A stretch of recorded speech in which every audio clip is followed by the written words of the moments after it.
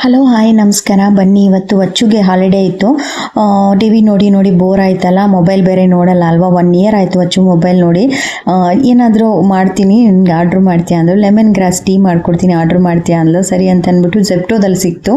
ಜೆಪ್ಟೋದಲ್ಲಿ ಬ್ಲಿಂಕಿಟ್ ಎಲ್ಲ ಕಡೆ ಸಿಗುತ್ತೆ. ಸೊ ನಾನು ಆರ್ಡ್ರ್ ಮಾಡಿದ್ದೆ. ಅದನ್ನು ಮಾಡಿಬಿಟ್ಟು ಪ್ರಿಪೇರ್ ಮಾಡ್ಕೊತಿದ್ದಾಳೆ ವಚ್ಚುನೇ.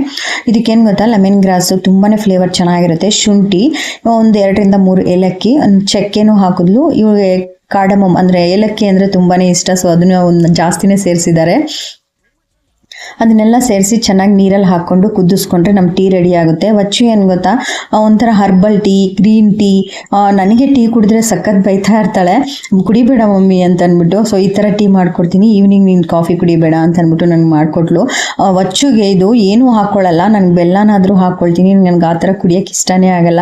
ಸೊ ಒಂಥರ ಡಿಫ್ರೆಂಟ್ ಹುಡುಗಿ ಅಂತಲೇ ಹೇಳೋಕ್ಕೆ ಇಷ್ಟಪಡ್ತೀನಿ. Thank you so much for watching.